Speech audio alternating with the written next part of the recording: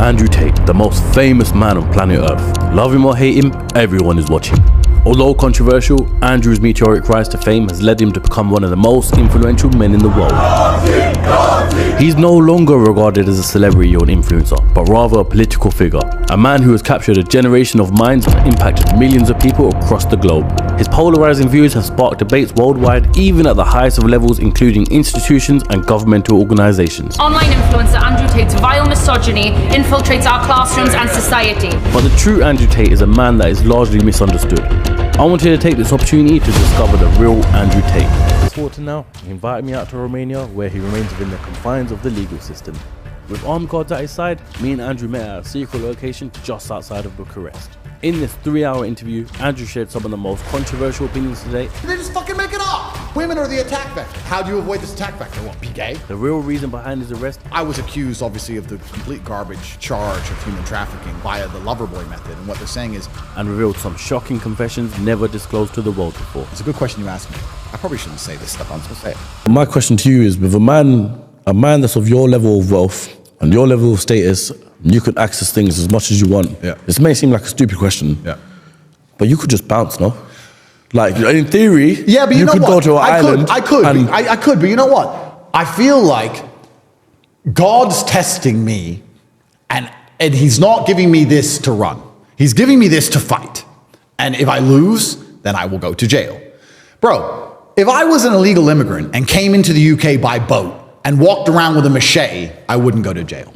But if you make a bunch of money, you're going to go to jail. Go to jail, yeah. It's like the priorities. If the only explanation for why the things work the way they work is because they're trying to deliberately destroy society. Have they caught that guy with the acid attack yet? Nope. Okay, they haven't even caught him. Have they caught him? No, they said that his body may be in the River Thames. Let me tell you why they haven't caught him. And I don't know, of course, because I'm not a police officer, but I am a professional and I know everything some top G. Here's why they haven't caught him. The only way you can get away with an acid attack in London and not get caught within a day is if you have basically no fingerprint, no facial recognition profile, no social media accounts, no bank accounts, no mobile phone, nothing. Because if you had any of those things, you would go. Meaning, he is what? He is an illegal immigrant who arrived on a dinghy. He arrived on a boat. He came into the country. He was never registered or recognized ever. We have no border whatsoever. He then destroyed people's lives. He has no paperwork. And nobody wants to say that on the news, because if you say that on the news, then people are going to start getting pissed off about the boats. Yep. So they allow this to happen to tax-paying, law-abiding citizens having acid thrown in their face because some psycho from God knows where turns up. And the police are sitting, a whole task force of NCA are sitting in a dark room going through my social media trying to put me in jail.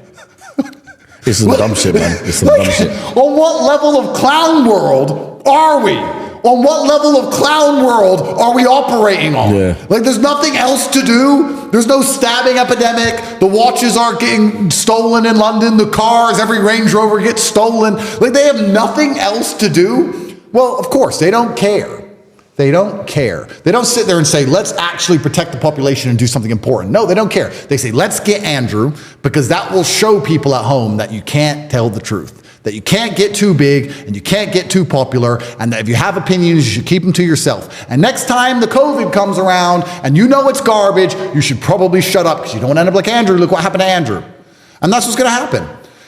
I don't think I have a fair shot in any Western court. I don't think I have a fair shot anywhere. I have a fair shot with God. That's it. That's all I've got left. I was going to say this in the beginning of the podcast as well, but Allah says in the Quran, I will not burden the soul. I will not burden the soul with much. I will not burden the soul with what it cannot bear. There we go. Like yeah. It's true. And it's in your case, it's like, do you see it as yourself, God testing you? Well, the thing about all of this, which is so interesting to me, is that, and maybe this is cope, but I would consider it a reframe.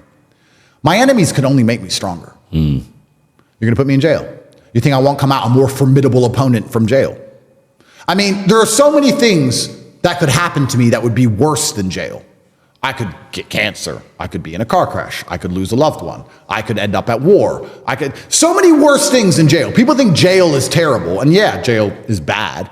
But on the list of bad things that can happen to you, jail is actually somewhere in the middle. Yeah. Jail ain't a thing. The government can assassinate me. I'm sure it's crossed their minds. One day they will. But until they assassinate me, they're going to have to put me in jail. And putting me in jail, the primary objective is to financially destroy me, which I will not allow them to do. And my brand is so big now that my brand is worth billions. Just me. I'm me. I'm Andrew Tate. I could walk into any company anywhere and say, hey, pay me 10 million, I'll advertise you. Done. You can't make me poor. No matter how hard you try, prosecutors, I'm going to be rich. That's the first thing. Second thing is mentally break me, but they don't understand that I love the difficulty.